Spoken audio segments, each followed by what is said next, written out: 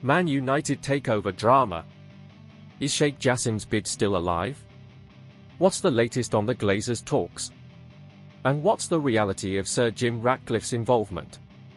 In this video, we dissect the latest developments in the Manchester United takeover saga, analysing the key players and their potential impact on the club's future. We'll cover everything you need to know about the ongoing Man United takeover, including Sheikh Jassim's bid. Is Sheikh Jassim's offer still on the table? What are the latest updates on his potential takeover? The Glazers talks. What are the Glazers' current demands? Are they serious about selling, or are they playing hardball? Sir Jim Ratcliffe's reality. What is the true extent of Sir Jim Ratcliffe's involvement? Is he a serious contender, or a minority stakeholder? Financial implications. How would each potential takeover impact Manchester United's finances and transfer budget? Fan reactions and protests. How are Man United fans reacting to the ongoing uncertainty? Are protests and demonstrations having an impact? The timeline and potential outcomes. When could a final decision be made? What are the possible scenarios for Manchester United's ownership? Current news context. We will also be referring to the current trending topics surrounding Manchester United, and how this takeover affects those topics. We'll analyse the potential consequences of each scenario and discuss what the future holds for Manchester United. So let's go. It has been just more than 2 years since Sheikh Jassim bin Hamad Al Thani launched his bid for a full takeover of Manchester United. The Qatari banker's offer to buy the club was met with caution by some in the United fanbase, considering he is a member of the ruling family in Qatar and their questionable human rights record. However, there was a sense of optimism from others that there was a reality where the Glazers finally sold the club.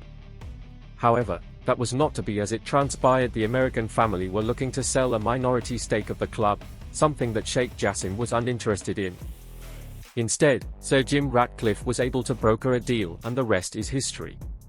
After reports suggesting that the Glazers, should they wish to, could sell the entirety of United later this year, Men Sport has chronicled the Sheikh Jassim bid and what it could have meant for United. After making his bid public in February 2023, the 9-2 Foundation released the following statement setting out their intentions for the Reds. The bid plans to return the club to its former glories both on and off the pitch, and above all, will seek to place the fans at the heart of Manchester United once more, they explained. The bid will be completely debt-free via Sheikh Jassim's 9-2 Foundation, which will look to invest in the football teams, the training centre, the stadium and wider infrastructure, the fan experience and the communities the club supports.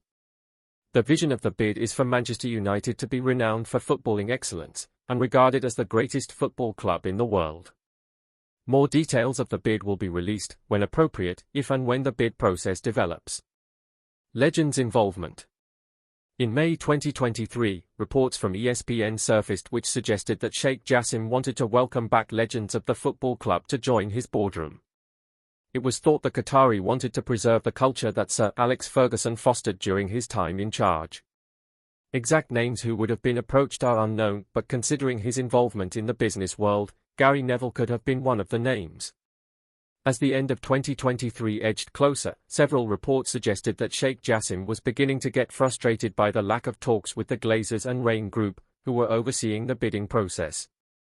Eventually, on Christmas Eve 2023, the Glazers announced they had reached an agreement with Ratcliffe for a minority sale.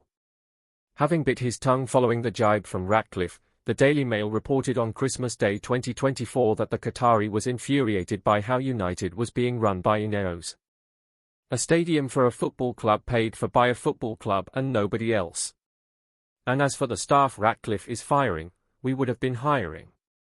Glazers opportunity and Ratcliffe reality.